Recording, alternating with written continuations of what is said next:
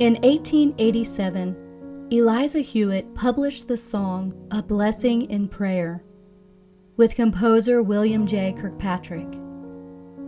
I came across the music while browsing an old hymn book in search of a piece for a shadowbox craft project I worked on last week.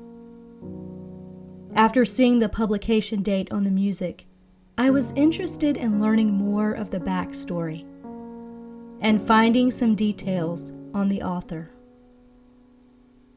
Turns out, Eliza Hewitt was a teacher who suffered a spinal injury that cut her career short. Some sources say a reckless student caused the devastating disability by striking her with a piece of slate. But instead of becoming bitter, she looked for ways to be useful to the church during her convalescence.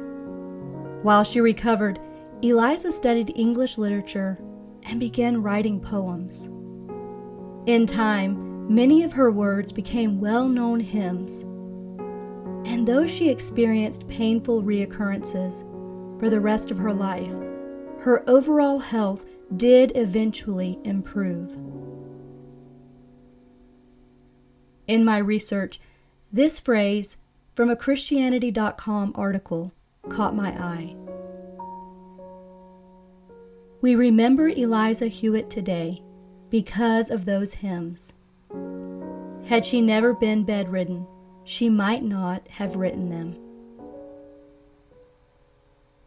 It's often the wilderness places where God teaches us to walk by faith and not by sight, isn't it?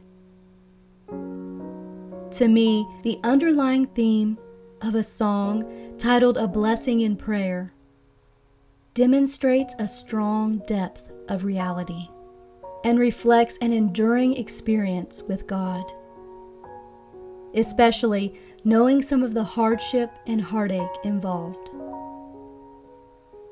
What struck me most about the hymn is that it represents a state of being when we surrender to the blessing of prayer.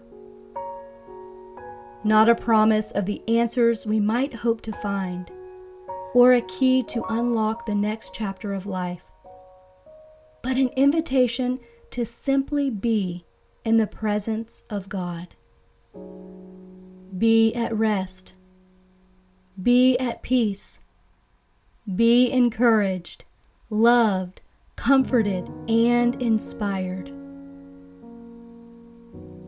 There are so many facets to prayer, aren't there? We are offered the opportunity for communion with God, often learning to let go of the way we think things should be, in exchange for the way He wants us to be instead.